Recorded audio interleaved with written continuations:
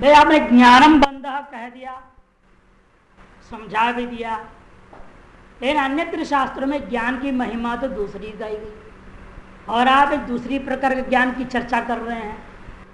दो प्रकार का ज्ञान मानना पड़ेगा, जो एक भेद जनक ज्ञान और एक अभेद जनक कोई ज्ञान है। अभेदात्मक ही है मान लो, जनक ज्ञान अभेदात्मक ज्ञान और एक भेद जनक ज्ञान, ये अंतर करनी पड़ेगी।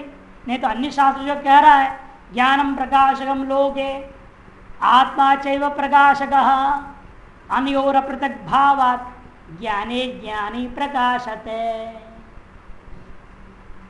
विज्ञान भैरव में लिखा है ज्ञानम प्रकाशकम लोके, इस लोक में ज्ञान प्रकाशक है और आत्मा चैव प्रकाशक, आत्मा भी प्रकाशक है। मैंने आत्मा और ज्ञान दोनों पर्यायवाची, दोनों एक ही है। इस तरह से अनयोर अपृथक भाव, इन दोनों में पृथक भाव न होने से ज्ञाने ज्ञानी प्रकाशत, ज्ञान में ही ज्ञानी अपने स्वरूप को अनुभव करना है, अलग नहीं मानता। ऐसे विज्ञान भैरव में कहा है, आपके शैवागम का प्रक्रिया का ही ग्रंथ है। और स्मृति या तो ग्रंथ ही नहीं, अन्यत्र भी का क्षेत्र क्षेत्रीय और ज्ञानम यत्र ज्ञानम मतम मम, क्षेत्र और क्षेत्र की का जो वास्तविक स्वरूप का जो ज्ञान है वही ज्ञान वास्तविक ज्ञान, यही मेरा मत है। ऐसी गीताकारी इस प्रकार की स्मृतियां विद्यमान है। आप कैसे कह सकते कथम ज्ञानम गंधा, कहते नहीं। यहां हम इसलिए कह रहे हैं भेद जनक ज्ञान अलग है, स्वरूप ज्ञान अलग है। आप जिसकी बात कह रहे हैं वो स्वरूप ज्ञान है और हम जिसको बंधन कह रहे हैं वो भेदात्मक ज्ञान को कह रहे हैं, भेद जनक ज्ञान को हम कह रहे हैं। और ये भेद जनक ज्ञान का कारण कौन है? क्यों ये भेद उत्पन्न हुआ? ज्ञान में भेद कैसे आ गया? इसी बात को समझाने के लिए नित्य दृष्टा के लिए आवरण जो बना, कौन चीज ऐसे आवरण बना जिसकी उसे भेद ज्ञान पैदा हो गया? नित्य शुद्ध मुक्त स्वभाव वाला है, नित्य दृष्टा है, नित्य ज्ञान रूप है, आनंद रूप है, नित्य अनुभूति रूपा था। ऐसे इस प्रकार दृष्टा के लिए आवरण क्या है, क्या आवरण बना जिसकी उसे भेद ज्ञान में प्रकट हो रहा है? इस पर विशेषर भगवान कहते हैं कलादीनाम तत्वानाम अविवेको माया। इन कला आदि जो तत्व है इनका अविवेक ही माया है, इनका अविवेक का माने उनको अधिष्ठान से पृथक करके हमने मान लिया।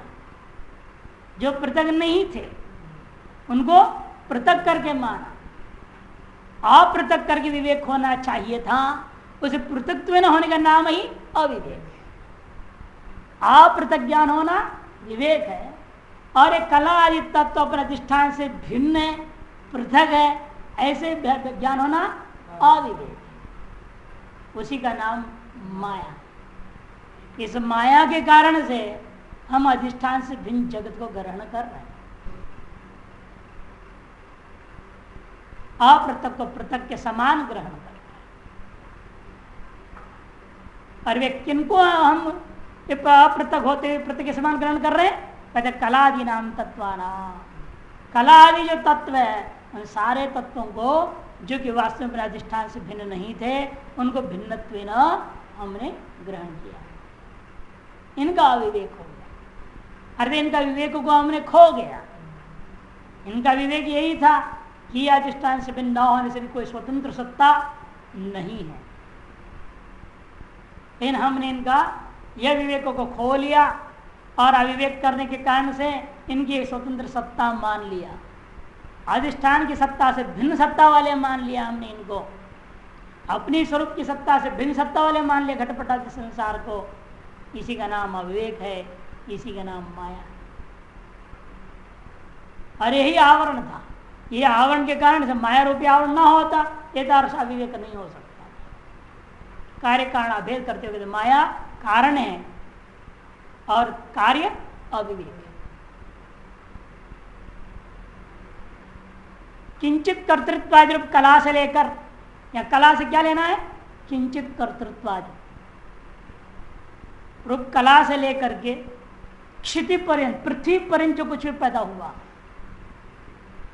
मायांड में, मायांड है ना सारी चीजें, प्रकृति पुरुष तक तो प्रकृति अंड हो गया, उसके बाद माया से ले सारे पृथ्वी पर्यंत आ गया, और यही सब किंचित्वादि का कारणीभूत वस्तु है। यहाँ पृथ्वी पर्यंत जितनी विकसित मैंने पृथ्वी पर्यंत तत्व ही कंचुक पुर्यष्टक और स्थूल शरीर रूप से स्थित, यही पंच कंचुक पुर्यष्टक और स्थूल शरीर के रूप में स्थित है, जिसके कारण उन्हीं में आत्मबुद्धि हो जाती है। इसलिए हमें क्या हो गया, पंच कंचुकों में आत्मबुद्धि हो गई। अनात्म से आत्मबुद्धि अध्यास, अनात्मा में आत्मबुद्धि हुआ, यही अध्यास, ये अविवेक है, ये माया है। अनात्मा कौन है, ये जो कंचुक आदि पंच कंचुक अनात्मा है, 8 जो पुरी है पुर्यष्टक ये भी अनात्मा है, और स्थूल शरीर भी अनात्मा है। इन अनात्मभूत वस्तुओं में आत्मबुद्धि हो जाती है और सदोदित स्वप्रकाश चेतन दृष्टा स्वरूप आत्मा का भान नहीं होता। इसे सदा उदित है, नित्य प्रकाश रूपा है, नित्य प्रकाश। जैसे सूर्य क्या है, नित्य उदित है। जैसे छांदोग्य में कहते हैं सूर्य में क्या हाल है भाई, कदे नो देती नास्त में कदाचन, ये सूर्य में न उदय नास्त है, कभी नहीं हुआ आज तक सूर्य का उदय नास्त हुआ कभी सूर्य। ये उदय अस्त हम लोगों की भ्रांति से हो रहा है। हमें भ्रांति क्यों हुई, क्योंकि पृथ्वी घूम गई, पृथ्वी घूम रही है, घूम रही है तो हमने कहा सूर्यास्त हो गया। अरे सूर्यास्त नहीं हुआ है, वो उदय 24 घंटा उदय है, हमारे लिए अस्त हो गया। क्यों, हम यूं घूम गए, विमुख हो गए। पृथ्वी जहां घूम रही है, ये 24 घंटा कहीं ना कहीं दिन हो रहा है, 24 घंटा कहीं ना कहीं रात हो रहा है। इसलिए ऐसे भी जगह हैं जो साल भर दिन होता है, ऐसे भी जगह साल भर रात होता है कि नहीं। और जहां ऊपर जाकर ऊपर ध्रुव की ओर क्या होता है, हमेशा प्रकाश रहेगा। इसे उत्तर ध्रुव की ओर जाएंगे आप तो नित्य प्रकाश लगातार रात दिन ही रहेगा, रात मिलेगा नहीं। इस अलास्का वाले शहर बता रहे ना कि वहां रात होता ही नहीं, सारे खिड़की काला बनाना पड़ता, अंधकार बनानी पड़ती है, तब अंदर सो सकते हो, तो सो भी नहीं सकता, इतनी प्रकाश है।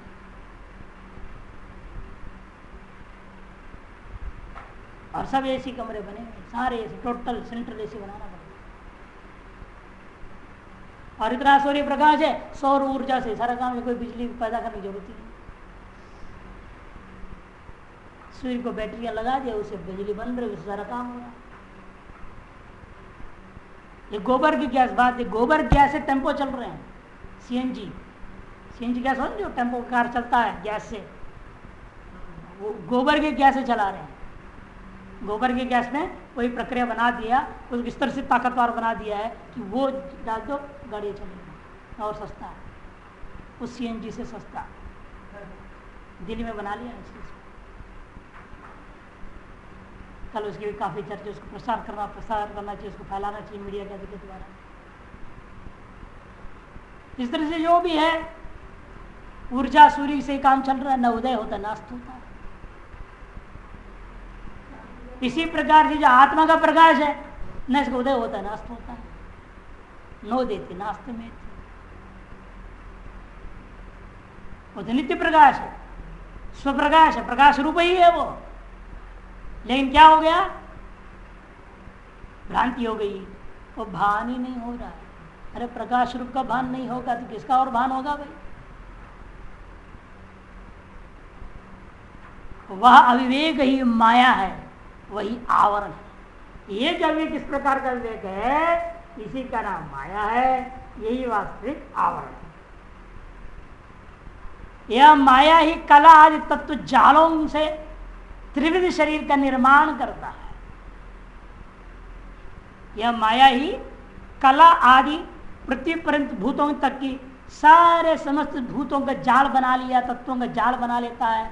इस विचित्र त्रिविध शरीर का भी निर्माण करके जीवों में यह देहादि रूप ही मैं हूं, इस प्रकार का प्रमातृत्व का अभिमान पैदा करके उनके सदोदित स्वप्रकाश दृष्ट स्वरूप को आवृत कर देती है माया। पहले तत्व जाल का निर्माण किया, उन तत्व जाल के द्वारा उसने क्या किया, त्रिविध शरीरों का निर्माण किया और उन त्रिविध शरीरों में के प्रति इस जीवों का अंदर मोह पैदा किया। हा कितना सुंदर है, कितना प्यारा है, दिमाग में आ गया तो उसमें घुस जाता है। जिसके प्रति आकर्षण हो जाएंगे आप उसके हो जाएंगे कि नहीं हो जाते हैं, स्वाभाविक है। यही इसलिए उपनिषदों में कहानी आता है ना, उन्हें पहले गाय बना दी ईश्वर ने। देवताओं ने कहा, इंद्रियों के अभिमानी देवता ने कहा, अरे महाराज है तो इसे तो जो आनंद मिलना चाहिए पूरा उस ढंग का नहीं मिलता, पशु है। चलो और घोड़ा बनाया, उसे तेज है ना, भागता होता बड़ा ना, ये भी ठीक नहीं। करते करते चलो भेड़ बनाओ, बकरी बनाओ, कर देना, भले 24 घंटा खाते पीते हैं, काम नहीं। फिर अंत में मनुष्य शरीर बना दिया। जैसे मनुष्य शरीर बना दिया, बहुत बढ़िया है ये तो भाई, ये सबसे बढ़िया है। इसमें सारी इंद्रियां काम कर रहे हैं, पूरे 11 इंद्रियां, और ये सोच सकता है, समझ सकता है, संकल्प कर सकता है, उसके अनुसार मेहनत कर सकता है, इसे पुरुषार्थ कर सकता है, बढ़िया। सब इंद्रियां झटित शरीर के अंदर घुस गए। और परमात्मा ने कहा ठीक है, तेने शरीर से बेकार तोड़े जाएंगे, कोई बात नहीं, इससे कर्म करोगे, कर्म में घटबड़ होगा, तुम लोग इसी में रहना पड़ेगा। सारे 84 लाख योनि में तुमको घूमना ही पड़ेगा। वायु अभिप्राय देखो, सुंदरता की बुद्धि जब तक नहीं हुई, प्रवेश नहीं किया। यही माया का खेल है। मृत्यु काल में क्या है, सुअर के शरीर में सुंदर लगेगा, प्यारा लगेगा।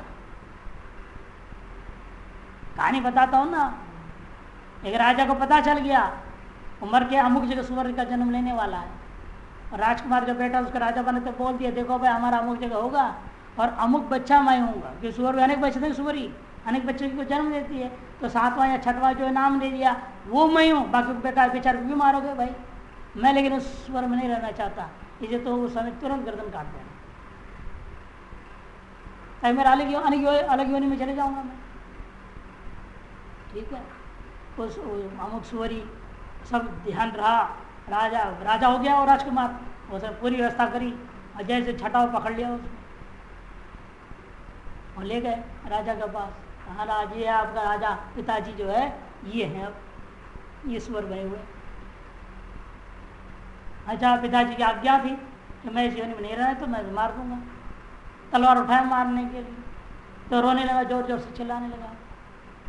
मैंने क्यों रो रहे हो, आप ही तो कहे थे। तो कहा कि भाई ठीक है, कहा तो था, लेकिन मुझे अब इसी में अच्छा लग रहा है, तो इसी में रहूंगा। जो जिस योनि को प्राप्त करता है वही योनि उसको सुंदर लगता है, प्यारा लगता है, अच्छा लगता है, उसी के प्रति पूरा मोह और पूरी आसक्ति रहती है। ये शरीर में जो घुसा और क्या निश्चय किया, यह देहादि रूप ही मैं हूं, इस प्रकार का परिमित अभिमान, प्रमातृत्व का अभिमान करने लगे, परिच्छिन्न प्रमातृत्व का अभिमान करने लगा। उनके सदा उदित स्वप्रकाश दृष्टि स्वरूप जो था, इस अभिमान के द्वारा आवृत कर देती है माया। अतएव माया मोहित होकर, मैंने माया से मोहित होकर प्रमादी जीव बंधन में रहता है। प्रमादी जीव ही बंधन से, प्रमाद मोह के कारण से हो रहा है। मोह कितने प्रकार के हैं संसार में हमारे पास? 2 प्रकार का मोह होता है। कितने बताए? अनेक। ठीक है, 2 भी अनेक हो गए, एक नहीं बोला आपने, बस ठीक है। 2 प्रकार के होता है। 2 कौन से हैं? एक स्वरूपगत मोह है और एक धर्मगत मोह। धर्मगत मोह में भी अपना दो प्रकार का है, एक ईश्वरगत मोह है और एक कर्तव्यगत मोह। ये तीनों मोह के कारण से ही आदमी संसार में रहता है। एक स्वरूपगत मोह, एक ईश्वरगत मोह और एक कर्तव्यगत मोह। अर्जुन में मुख्य रूपेण कर्तव्य प्रति उस समय मोह हो गया। मेरा कर्तव्य ये समझ के पहले आया था, बाद में किंग कर्तव्य मूड होकर के पीछे हटने लगा, कर्तव्य मोह उसके अंदर हो गया। और ऐसी काल में देखो आदमी जिसका ज्ञान जो होता है, सारा ज्ञान उसने अपना इस्तेमाल किया है अपने आप को सही सिद्ध करने के। ये विचित्रता। प्रथम अध्याय आप पढ़ेंगे ना, आपने सुना होगा ना सीढ़ी में, कितना गहराई में चिंतन है वहां, कहां कहां की स्मृति श्रुति सब लाता है वो, सबको आधार पर दिमाग में रख करके प्रश्न डालता है अर्जुन के प्रति, मैं कैसे मार सकता हूं। ये कर्तव्यगत मोह में आदमी शास्त्र का भी अपने गलत निर्णय का के लिए समर्थन ढूंढता है, गलत विचारों के लिए प्रमाण ढूंढ लेता है, और समझाने पर कृष्ण जैसा तो समझा दिया और बाकी दूसरा कोई हो तो मानता ही नहीं। इसलिए भगवान भी कैसे समझाए बार बार कर्तव्य मोह को, बीच बीच में इंजेक्शन ठोस दे देते हैं, बीच बीच में स्वरूपगत मोह को काट जायते म्रियते वा कदाचिन अशोचानन वचोचस्तम प्रज्ञावादांश भाषा से फटकारते हैं वहां पर, जब भी जोर जोर से स्वरूपगत मोह को तोड़ते हैं ताकि थोड़ा हिलाए इसको अच्छी तरह से। तब फिर ईश्वरगत मोह को तोड़ा उन्होंने, वो ईश्वर है मानने को तैयार नहीं, तो ईश्वर को भी भूल गया, मैं ही ईश्वर हूं, मैं जो बोल रहा हूं वही ठीक है, तो क्या है, कुछ नहीं, अपने आप ईश्वर। तो ईश्वर का मोह भी तोड़ने में कहा मैं तेरा सारा जन्म जानता हूं, तू तो कुछ नहीं जानता है, वो ऐसे कैसे हो सकता है। तो उन्होंने उसको समझाते फिर विराट का दर्शन भी करा दिया, ईश्वरगत मोह को तोड़ा, तुम कुछ नहीं, करा रहा है तेरे से ईश्वर, उस ईश्वर के शरण जा, तेरा अकल सुधर जाएगी। फिर वो जाता है शरण में, पूरा 11 अध्याय के अंत में यही तो है, भगवान की शरणागत होता, हाथ जोड़ता, बार बार क्षमा मांगता, बल्कि बचपन से जो अज्ञान काल में जो खेले थे, कूदे थे, खाए थे, पूजे, सब के लिए क्षमा मांगता है। तब चक्र का अंत में कर्तव्य मोह को तोड़ते हैं लास्ट में। उसके लिए 15वां अध्याय के बाद 16वां 17वां सब गुणत्रय विभाग वगैरह करके समझाया क्या करता है, क्या कर्म है, त्रिविध कर्म, त्रिविध करता, तीर्थ भोग, हर चीज को समझाया। तब उसे कर्तव्य मोड़, और अंत में इसने क्या कर दिया, आप जो मुझे कहना है, तेरे को जो करने की सो करो, बोल है ना, तुमको युद्ध करो। पहले तो बोलते रहे, बाद में कहता तुम्हारी मर्जी। अब वो क्या कहता है, वचन करिष्ये तब, मैं तेरा वचन को कर निभाऊंगा, तुमने जो कहा वही सही, मैंने जो प्रतिपादन किया वो गलत है, ये स्वीकार करके वो युद्ध शुरू करता है। कर्तव्य मोह उसको मुख्य था, लेकिन उस कर्तव्य मोह तोड़ने के लिए पहले हमें ईश्वर मोह भी तोड़ना पड़ता है। इस बीच में दोनों का स्वरूप मोह की भी चर्चा बीच बीच करनी पड़ती है। इसलिए हम लोग बार बार कहते, केवल निष्काम कर्म नहीं करना, केवल निष्काम भक्ति में भी नहीं लगे रहना, ज्ञान की भी चर्चा सुनते रहना पड़ता है। ये जगत नहीं तो क्या होगा, वो निष्काम कर्म करते उसमें मोह हो जाता है, निष्काम भक्ति करते उसमें ही मोह हो जाता है। अभी एक महात्मा को क्या हुआ, दूसरे गुरु ने कह दिया, इसे बहुत मेहनत करा था पहले, लेकिन उन्होंने अपना एक भतीजा को लाया, उसको दीक्षा दीक्षा दे दी, उसको रख दी। आओ उसने बोल क्या कहा, जब इन्होंने बोला भी ऐसा हो रहा है वैसा हो रहा है, ठीक ना, वो ठीक ना, क्या ठीक है, ठीक नहीं, जा तो चले जा, जरूरत नहीं थी। वो बड़ा दुखी हो गया, तुम निष्काम भाव से कर्म किया है, आज तुम्हें जाने को बोल रहे, तुम्हें क्यों दुख हो रहा है, क्या परेशानी हो रही है। इसलिए निष्काम भाव से करते, तेरे को इसमें मोह हो गया तो वो छोड़ना नहीं चाह रहा। रस मिल गया। अब उसकी फलाकांक्षा भी हो रही है, बल्कि उल्टे तरफ फलाकांक्षा जग गई, कहाँ निष्काम भाव रह गया। तुम चाहते मेरे को जिंदगी और यहाँ रहने दी जाए, मेरे को मान सम्मान दी जाए, मेरे को कुछ बना दिया जाए, यहाँ ट्रस्टी बना दी जाए, मैनेजर बना दिया, कुछ बना दिया जाए। जब जाने के बाद कह दिए तेरे सारा वो कल्पना जो थी, आकांक्षाएं जो थी, फलाकांक्षा जो जग गई थी बीच में, वो सब नष्ट हो गया। अब तो बौखला गया है। इसलिए कहा जाता है केवल निष्काम कर करने वाला भी जरूर गड्ढे में गिर जाता। इस बीच जगाने के लिए ये चीज चाहिए, जगत है ही नहीं, तुम क्या कामना कर रहा है, पद प्रतिष्ठा कुछ नहीं, वैराग्य देने वाले हमारे जैसे इंजेक्शन देने वाले की जरूरत है ना। इसीलिए हम लोग बोलते रहते हैं और लोग उसको अन्यथा ग्रहण कर लेते बोले। हम तो यही सोचते हैं भाई भगवान ने ये लीला, ये प्रक्रिया अपनाई है साधक के साथ, बीच बीच में स्वरूप का चिंतन। तब जाकर आदमी को निष्काम कर्म में भी और निष्काम भक्ति जो उपासना जो करते उससे मोह हो करके और उसके तरफ फलाकांक्षा नहीं जगेगी। इसलिए ऊपर में जो इधर बड़े महात्मा हुआ करते थे उत्तरकाशी और पहले लोग, वो इधर रोज एक अध्याय योग वासिष्ठ का पढ़ना चाहिए। स्वाध्याय करो, पढ़ाओ, कोई जरूरत नहीं, अपने कमरे बैठे चुपचाप एक अध्याय ठीक ठीक अर्थ सही समझते हुए, तो हिंदी का पुस्तक हो जो ही हो उसको लेके पढ़ना चाहिए, ताकि विवेक वैरागी ठीक बना रहे। नहीं तो आज में ऐसी स्थिति में घबरा जाता है, ये क्या हो गया हमारे साथ, इतना हमने जिंदगी लगाया, पैसा लगाया, सब लगाया, और आज मेरे को जाओ यहाँ से खाली करो, एकदम बोल दिए।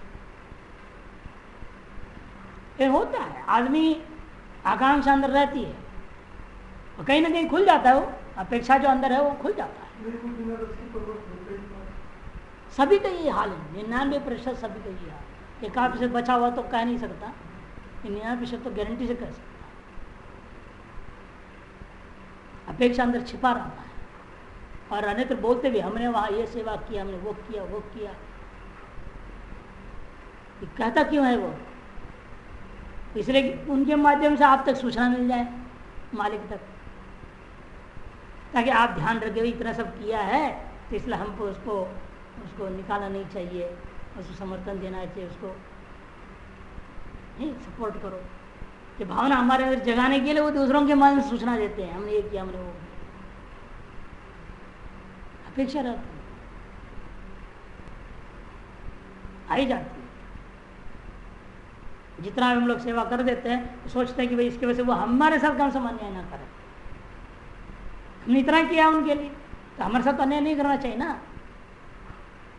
ये भाव आ जाती है, यही गलती, यही फलाकांक्षा, यही अपेक्षा, ये भी ना आना ही वास्तविक निष्काम सेवा है। चाहे हमारे जितना हानि भी करके जाए तो भी हम उसे दुआ दें। जैसे एक रात महाराज जी का आता है ना, तो 108 बार एकादशी स्नान करा दिया उस मुसलमान ने, ऊपर से बैठे हुए, थूक तेरा बार बार, थूक तेरा बार बार। तो स्नान करके आता ऊपर थूक देता था, फिर जाए स्नान कर, फिर आए, फिर 108 बार करने के बाद उसको आशीर्वाद ही दे रहे हैं, नाराज नहीं हुए। और आजकल के महात्मा तो डंडा ले लेते उसके पीछे, भागते उसको मारने तमाशा। एक बार दो बार होगी, कितनी बार है ये तमाशा बना रखा है। संत वो है, इतना धैर्य होना, इतना क्षमाशील होना, और फिर उसको दुआ दे रहे हैं तुम्हारी भला हो, तेरी बुद्धि सुधर जाए, अच्छा हो जाए। हर बार एक नई आशीर्वाद दी, 108 आशीर्वाद मिला उस भले, तब उसकी अकल को सुधरा और वो भी नीचे उतरा। तो इसलिए कहते ये जो हमारे प्रमाद है, कर्तव्यगत मोह, ईश्वरगत मोह और स्वरूपगत मोह चलता है, वो इन्हें संकेत यहाँ कर दिया इस तरह सारी बातों को, कि जब माया मोहित होकर प्रमादी जीव बंधन में रहता है, उसे स्वातंत्र शक्ति नहीं प्राप्त होती। इस बंधन के कारण से अपनी स्वातंत्र शक्ति को वो एक तरह से खो लेता है। जो योगी विवेक का दृढ़ अभ्यास करके माया के ऊपर पहुंचकर, माया का पार उसमें जो आया माया को पार। विवेक का दृढ़ अभ्यास करके माया के ऊपर पहुंचकर शुद्ध विद्या का समाश्रय प्राप्त कर लेते हैं। सहज विद्या पहले सम विद्या, निम्न कोटि का अधिकारी क्या है? सम विद्या। मध्यम कोटि का अधिकारी बनेगा तो सहज विद्या स्थिति में रहेगा, और उत्तम कोटि का अधिकारी में पहुंचेगा तो शुद्ध विद्या स्थिति में पहुंच जाएगा। यही क्रम शुद्ध विद्या उदय, सहज विद्या उदय। अब ये चर्चा चल रही है सम विद्या उदय की प्रक्रिया चल रही है। पहले यही भाव बन जाए, बड़ी बात है। सभी को समदृष्टि से विचार करने लग जाए, समदर्शी बने, ही बहुत बड़ी बात है। समत्वम योग उच्चते, गीता में कहा समत्व भी योग है। समत्व बुद्धि आना ही बहुत बड़ी बात है। उन्हें आवरण रहित स्वात्मा की प्रतिविज्ञा हो जाती। ऐसे योगी को क्या होगा? आवरण रहित अपने स्वभाव की, स्वात्मा की प्रतिविज्ञा हो जाती है, और माइक प्रपंच का उनके स्वरूप में ही लय हो जाने के से उनका बंधन सदा के लिए निवृत्त हो जाता है। और यह जो माइक प्रपंच है का उनके स्वरूप में ही लय हो जाने के कारण से बंधन उनके लिए सदा सदा उनसे दूर हो जाता है, अर्थात बंधन की निवृत्ति हो जाती है। इस प्रकार आत्मबल प्राप्त करके वे पूर्वोक्त मंत्र आदि के अधिकारी हो जाते हैं। आगे ना, इधर आत्मबल जब प्राप्त कर लेता है तो वह मंत्र विद्या, मंत्र रहस्य, मुद्र वीर्य, मुद्र रहस्य, ये सारी चीजों को प्राप्त करने के समर्थ हो जाते हैं। मंत्र आदि के वे अधिकारी हो जाते हैं, और वे अधिकारी वास्तव गुरु बनने के भी योग्य हो जाते हैं। अब आगे इसी संदर्भ में कला या तत्वों का विशेष विवरण स्पष्ट किया जा रहा है। पहले भी एक बार वर्णन आ गया अ से लेकर ह का विचार करते वक्त, है ना। अब दोबारा यहाँ पर, क्योंकि ये भी प्रकरण बंधन का है, माया ने आवरण कर रखा है। किसके माध्यम से आवरण किया? अपने का शरीर का निर्माण करके, पुर्यष्ट का निर्माण करके, और स्थूल शरीर का विशेष रूप में सुपस्थित करके। ये कैसे उपस्थित हुआ? दोबारा से जान करके सृष्टि प्रक्रिया मंदाधिकारी के दृष्टिकोण से दूसरे तरीके से समझा। कलादि तत्वों का वहां तो अकार आदि ने ओ आई अन्य प्रक्रिया से बताई गई है, यह अन्य प्रक्रिया से सृष्टि के वर्णन करने जा रहे हैं। विशेष विवरण स्पष्ट किया जा रहा है। कला से लेकर क्षिति पर्यंत जो तत्व समूह है, इससे यह सारा जगत तथा माने व्याप्त। तत्व क्यों करते? कुछ लोगों ने व्युत्पत्ति किया तस्य भाव तत्व, तस्य भाव तत्व, तस्य भाव, ऐसा सीधा ले लेते हैं। ये तत्व है, तत् धन गस षष्ठी आया, भाव अर्थ में त्वल प्रत्यय हुआ तो बनेगा तत्व, बन जाएगा। अधिकतर लोग यही अर्थ ले लेते हैं, लेकिन ये दूसरे ढंग से जान के कर रहे हैं। तथा ये तत्शब्द का रूप नहीं है। तनु विस्तारे धातु से, तनु विस्तारे धातु से त प्रत्यय बना तो तथा बना, नकार का लोप हो गया। अदंत रूप है ये, प्रथमा के क्वचन में तथा। तथा का अर्थ क्या है? व्याप्त, विस्तार हो गया। किससे व्याप्त से? सारे संसार, कलादि से लेकर के क्षित्यंत, क्षित्यंत से व्याप्त, कलादि से लेकर क्षित्यंत से व्याप्त होने के नाते इसको क्या नाम रखा? तत नाम रख दिया। इसका जो भाव ततस्य भाव, तत का भाव, ऐसे विग्रह वाक्य का तब भी क्या बनेगा? तथा प्लस त्वल प्रत्यय, आकार का लोप होगा, रूप तो देखने में वही रहेगा, अर्थ तरीके में बहुत फर्क हो गया। इसका भी रूप वही बन रहा है। ये सर्वनाम वाला तच्छब्द से बनाया, तस्य मने सर्वस्य, तत् क्या है? सर्वनाम है, सभी का बोधक है। प्रत्यक्ष परोक्ष सब को इकट्ठा ले लिया, तत्शब्द से उपलक्षित कर दिया प्रत्यक्ष वस्तु को भी। तत्शब्द हमेशा परोक्ष भी जानिए आप, उस परोक्ष के द्वारा अपरोक्ष भी उपलक्षित करके तत्शब्द से प्रत्यक्ष और परोक्ष सारा पदार्थ संसार का ले लिया तत्शब्द से, और उसका जो भाव इन सकलों में जो विद्यमान एक सामान्य धर्म का नाम तत्व का, उस दृष्टिकोण से ले ली थी।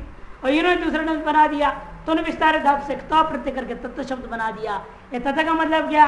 कला आदि से क्षिति पर जो कुछ भी है सब कला आदि क्षितियों से ही, हर चीज, हर शरीर, पुस्तक, कोई भी चीज आप देखेंगे ये सारी चीज कैसे बनी हुई है? कला से क्षिति पर्यंत वस्तुओं से ही बनी हुई है। इसलिए सारी चीजों में क्या व्याप्त है? कला से लेकर क्षिति पर्यंत सारा वस्तु इन सभी में व्याप्त। इसलिए इन सबको क्या नाम रख दिया? तत्व नाम। इन सब में रहने वाला एक सामान्य धर्म भाव है। भाव बने सभी व्याप्त सामान्य धर्म को भाव कर, प्रकृति जन्य प्रकारी भूतो धर्मो भाव, जैसे भावस्तु तलो सूत्र है।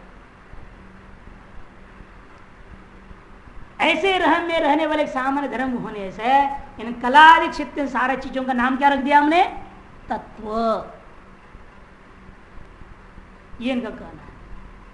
तथा व्याप्त अर्थात परिपूर्ण है। हर एक वस्तु कला से क्षिति पर्यंत वस्तुओं से परिपूर्ण है।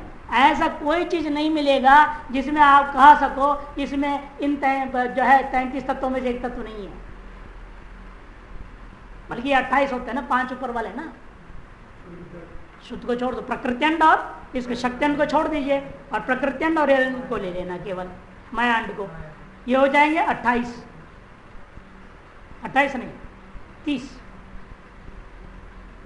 30 हो जाएगा ना। ये 30 और 5 और 1 36 हो जाता है, तब ये 30 हो जाएगा। कला से क्षिति पर्यंत कुल 30 हो गए, प्रकृत्यंड और माइंड मिला करके 30 हो गया।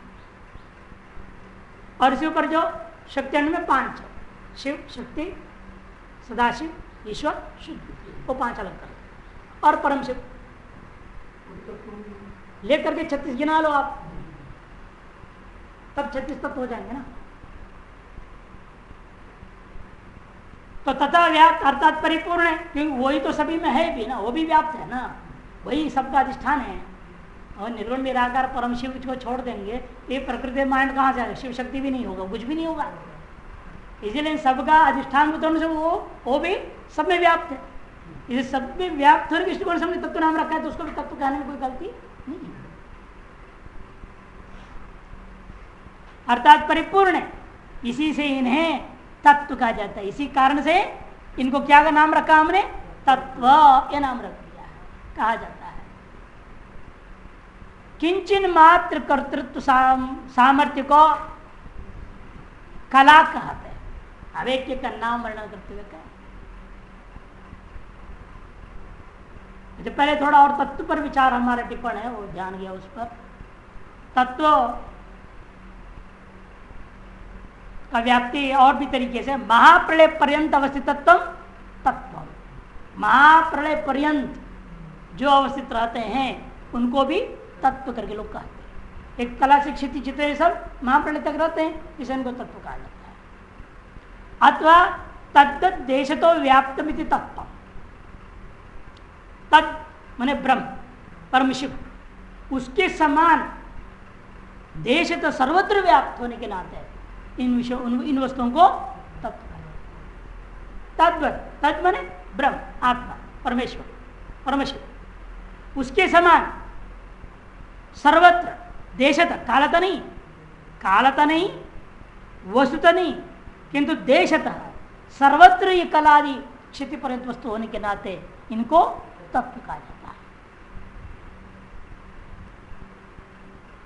इन दो लक्षण तत्व का ये भी माना गया है। अन्य अन्य टीकाकारों क्या कहते हैं, अब लौटिए। किंचन मात्र कर्तृत्व सामर्थ्य को कला कहते हैं। इसी प्रकार किंचित ज्ञान सामर्थ्य को विद्या तत्व कहते हैं। कला विद्या पूर्णता न होने से यह अशुद्ध विद्या है। लेकिन किंचित ज्ञान सामर्थ्य ना, पूर्ण ज्ञान सामर्थ्य नहीं, पूर्ण ज्ञान सामर्थ्य ना शुद्ध विद्या, और ये जो है किंचित ज्ञान सामर्थ्य है, इसे इसका नाम अशुद्ध विद्या। और जो बीच वाला है किंचित ज्ञान भी है और पूर्ण ज्ञान का भी उपासना से भाषित करा रहा है थोड़ा बहुत, उसको लेकर हम क्या कहते हैं? शुद्धाशुद्ध। यही हमारे लिए इष्टतम है। इस प्रकार के जो विचार का विषय होता है उसका नाम राग है। ये मेरा इष्टतम है, ये मुझे चाहिए, पीछे पड़ जाते हैं, नहीं मिला तो मर भी जाएंगे। ऐसा हो ना चरदन में कांड, एक लड़की ने मोबाइल चाहा, ऐसे यही मोबाइल चाहिए, माँ बाप ने कहा ये नहीं देंगे, इस टाइप का तुमको नहीं देंगे, इस समय नहीं देंगे, फांसी लगा। इष्टतम था ना वो, क्या करे, उसके बिना जी नहीं सकती इष्टतम के बिना। उस विषय के प्रति इतनी राग हो गया और उसको परमात्मा के प्रति अनुराग करना पड़ गया, उसके चरणों का धूल बनना पड़ा। इसे ये भी कठिन काम हो जाता है। किसी विषय के प्रति इतना भी राग नहीं होना चाहिए कि सारा काम बिगड़ जाए। तो यह मेरे लिए, यह हमारे लिए इष्टतम है। इस प्रकार का जिस विषय में हमारी भावना बनती है उसी का नाम राग है। और यह मुख्य पाश बंधन, और राग ही पाश माने बंधन का मुख्य कारण। सारे प्रकार के भले अविद्या आदि सब कारण नहीं है, लेकिन मुख्य जड़ क्या है? राग। कहीं ना कहीं राग आपका तार जुड़ा हुआ है सूक्ष्म रूपेण। आदमी को भी पता है, लगता है परम विरक्त है, मेरे से किससे कोई संबंध नहीं, बोलते रहते हैं, है ना, अंदर से रहता है कहीं ना कहीं से।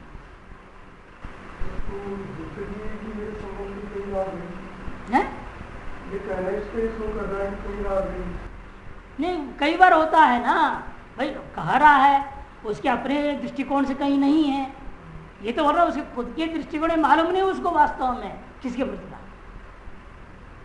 खुद को होश नहीं रहता है। बाद में धीरे धीरे पता लगता है, बहुत बाद में किसके प्रति अनुराग थी। और तब कहता है जब पूरा समय निकल जाता है, तब सदरे मैं तो इस चक्कर में सारा जीवन ही बेकार कर दिया।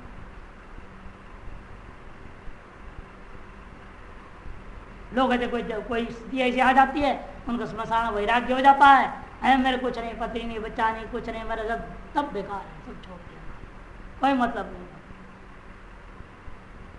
ऐसे बोलते हैं, स्मशान वैराग्य हो जाता है टेम्पोररी। और उनके अनुकूल थोड़ा मीठे मीठे बात बोल दो, प्रेम से व्यवहार कर दो, हाँ बस हो गया, सब ठीक। कहाँ गए वैराग्य?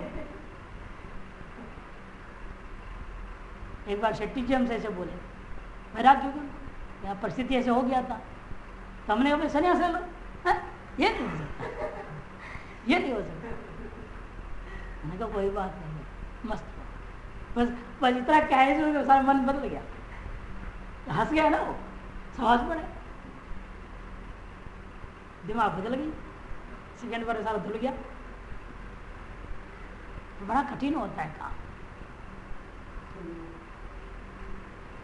कर्मफल का नियत होगा, इसलिए क्या कहते इस समय हमको यह प्राप्त होवे, इस समय हमको यह प्राप्त हो, उस समय हमको वो प्राप्त हो जावे, ऐसा होवे। हाँ, इसलिए लोग प्लानिंग करते हैं ना। आजकल तो सरकार भी प्रचार करते रहती है, बैंक के प्रचार करते रहते हैं, 10 साल बाद इतने लाख मिलेगा, पहले से बता देंगे इतने इतने, और आपकी दिमाग भविष्य का योजना में लग गया। अरे जिएंगे न मरेंगे, भगवान जाने क्या होगा क्या नहीं होगा, लेकिन प्लानिंग तो जिंदगी भर का बना देते, बुढ़ापे तक के लिए इन्वेस्टमेंट कर रहे हैं, लोग लगे हुए हैं। बड़े आश्चर्य की बात। मंगल ग्रह में जमीन की बात है ना, वहां भी जो है प्लॉट कट रहे हैं, लोग पैसा से खरीद रहे हैं प्लॉट। वहां अभी यहां से जाके रहने लायक भी नहीं है। अब सरकार की चाल है अमेरिका, बार बार यहाँ भेज रहे हैं, स्टडी हो रहा है, वहाँ ये हो रहा है, वो हो रहा है। अब आगे जो यू बनेगा वहाँ वो बनाएंगे, वो बनाएंगे, बाजार बनाएंगे। अब लोगों ने से बहुत बढ़िया है, यहाँ बहुत झंझट हो गया, वहाँ जाएंगे, मंगल ग्रह पर रहेंगे, बढ़िया से लोग लगे पागल। तो -15 डिग्री टेम्परेचर होती है वहाँ, वहां -15 डिग्री टेम्परेचर होता है, 0 से ऊपर चढ़ता ही नहीं कभी, साल भर -15 डिग्री। एसी की जरूरत नहीं, कोई चीज की जरूरत नहीं ना, बढ़िया है। और सूर्य की ताप भी इतना, बिजली की जरूरत नहीं। यहाँ से वही जो जाएगा सब सोलार वाली, वो बन जाएगा, वहां लगा लो, हो गया। और प्रचार कर रहे हैं लोग। अरे लेकिन वहां का हवा अनुकूल है क्या, पानी अनुकूल है क्या, जो टेम्परेचर से काम होगा? खाएंगे पिएंगे क्या तुम? यहाँ से जाएगी तो कितनी महंगी पड़ेगी, ये नहीं दिख रहे। विचार है ये लोगों को, वो बातों की हवा खड़ा करो उस पर, हाँ तो लाखों डॉलर डाल, उसी पैसे से वो सारा खर्चा कर रहा है, यान घूम रहा है, उनकी एक्सपेरिमेंट चल रही है। अब पता है उन्हें भी अमेरिका सर ये तो मर जाना है, कौन फिर पास पूछेगा? और ऐसे कॉन्ट्रैक्ट भी करे, जो मर जाएगा यदि जमा करने के बाद उसके बच्चों को उस पर हक नहीं है, पैसा भी नहीं मांग सकते पहले से ट्रीटमेंट जान के। इसी से समझ में आ जाना चाहिए, विवेक होना चाहिए, ये सब के पैसों का खेल चल रहा।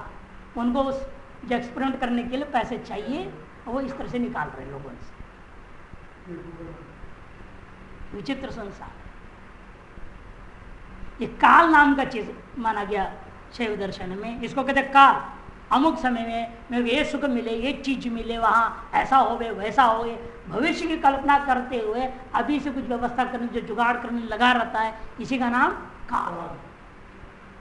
राग विद्या है कि नहीं, कला विद्या राग और अंत में ये चौथा वाला काल हो गया। यह भी असीम आत्मा की सीमित करता है, यह भी असीम आत्मा को सीमित करता है। और कर्म फल का नियतपन ही नियति है, ये 5 हो गया। जो कर्म फल है उसका नियतपना, मैं नियत रूप से हमें उसका फल भोगना ही है, मिलना ही है आजकल, कभी न कभी। और कर्म फल छूटने वाला नहीं, मिलता ही है दंड। और किस प्रकार मिलेगा, कैसे मिलेगा? इसी जन्म में अधिकतर बहुत सारे पाप कर्मों का इस जन्म में हिसाब किताब हो जाता है, इसी जन्म में बहुत सारा हिसाब किताब हो जाता है। देखने स्पष्ट दिखता है आदमी को, हमने अमुक कर्म किया तो उसका रिजल्ट मिल गया। यही अनुभव हो रहा है लोगों को, फिर भी लोगों को अकल नहीं, विवेक ये जगती नहीं। जैसे हुआ इसलिए में ऐसे दोबारा ना करें, फिर भी वही आदतवश करते जाते। इसलिए आदतन कर रहे हैं कि इरादतन कर रहे हैं, ये समझना पड़ता है। यदि आदतन कर रहे हैं तो भी गलत, और इरादतन करते तो बहुत बड़ी गलती है। जानबूझ के कर, इरादत में जानबूझ के करना, ये तो और बड़ा पाप हो जाएगा। आदत की वजह से अनजान में हो गया पाप, वो तो फिर भी कम फल देगा, और जानबूझकर कर रहे हैं तो बहुत बड़ा फल मिलेगा। इसीलिए जो कर्म का नियत फल होना है, इसी का नाम नियति नाम का तत्व है। ये 5 प्रमुख तत्व है जो संसार को संचालन कर रहे हैं। काल, कला, विद्या, राग और नियति। अंतस्तत्व में सुख दुख अज्ञत्व मोह समोह अर्थात रजतम और सत्व की साम्य अवस्था हो तो वही प्रधानता है, अर्थात तादृश अंतस्तत्व ही प्रधान यानी प्रकृति तत्व है। इन 5 के साथ अब मुख्य आता है प्रकृति तत्व। और प्रकृति क्या है वही समझा दिया। अंतस्तत्व में सुख दुख और अज्ञत्व, माने सुख दुख मोह की एक समता आ गई। न आपका सुख न दुख एक प्रधान रूपेण अनुभव में नहीं आ रहा, और अज्ञान भी प्रधान रूपेण अनुभव नहीं आ रहा, तीनों समान रूपेण अनुभव आ रहा है।